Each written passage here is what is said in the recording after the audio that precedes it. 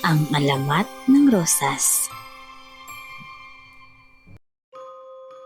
Noong unang panahon, sa paanan ng isang luntiang bundok, may isang tahimik na baryo na kilala sa tawag na Baryong Maligaya.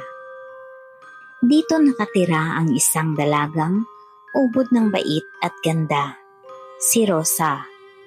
Hindi siya mayaman, ngunit kilala siya sa kanyang malambing na ngiti, maamong tinig at pusong handang tumulong kahit kanino.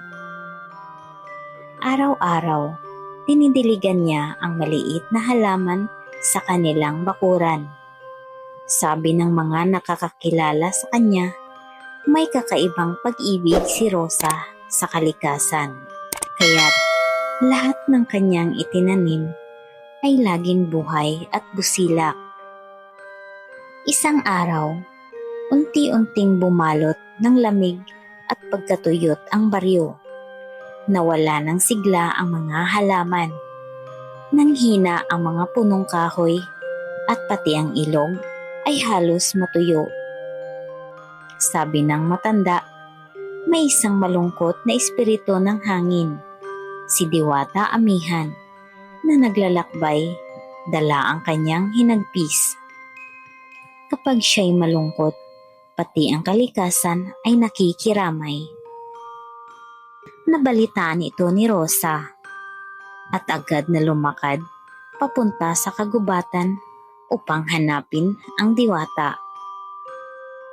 Sa gitna ng malamlam na kagubatan, nakita ni Rosa ang isang mahabang ulap na hugis babae. Ang katawan nito'y yari sa liwanag, mukhay malumanay, ngunit puno ng dalamhati. Ano pong bumabagabag sa inyo, Diwata Amihan? Tanong ni Rosa. Sumagot ang diwata. Ako'y nag-iisa. Wala nang nilalang na nagpapahalaga sa kagandahan ng kalikasan.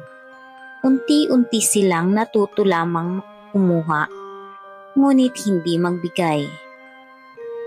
Tinignan siya ni Rosa at may umapaw na habag sa kanyang puso. Hindi po lahat diwata.